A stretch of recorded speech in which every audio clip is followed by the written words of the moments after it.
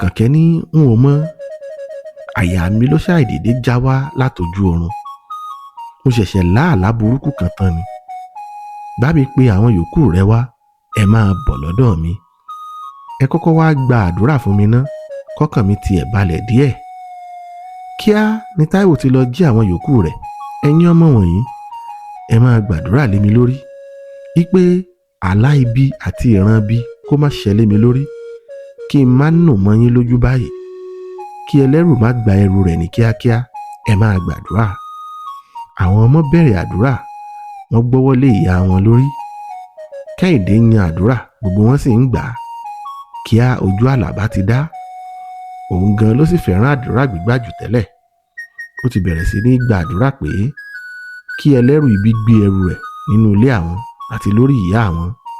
Àwọn yòókù sì bẹ̀rẹ̀ sí í ṣe àmín. Àkànkẹ́ ò rọ́ àlá kankan fún àwọn ọmọ rẹ̀, kẹ́rù má bàa bà wọ́n. Kò pẹ́ ló sọ fún wọn pé kí wọ́n wá lọ sùn ní yàrá wọn. Ó jókòó sórí bẹ́ẹ̀dì, kò lè sùn mọ́. Èrò ńlá bẹ̀rẹ̀ sí ní sọ sí i lọ́kàn. Ṣé nítorí pé mo bẹ̀rẹ̀ sí í bá fọ́tò ìwọ ọkùnrin yìí sọ̀rọ̀ ló jẹ́ kó o wálé lónìí? Rọ́pò, ṣé bí ìwọ náà mọ̀ pé obìnrin ni mí, ọkàn mi ò lè kó ohun tó fẹ́ máa ṣe fún mi yìí. Kémi àtiwọ́jọ máa sọ̀rọ̀ pọ̀ lójú àlá. Like and follow us on Facebook. Also, subscribe to our YouTube channel.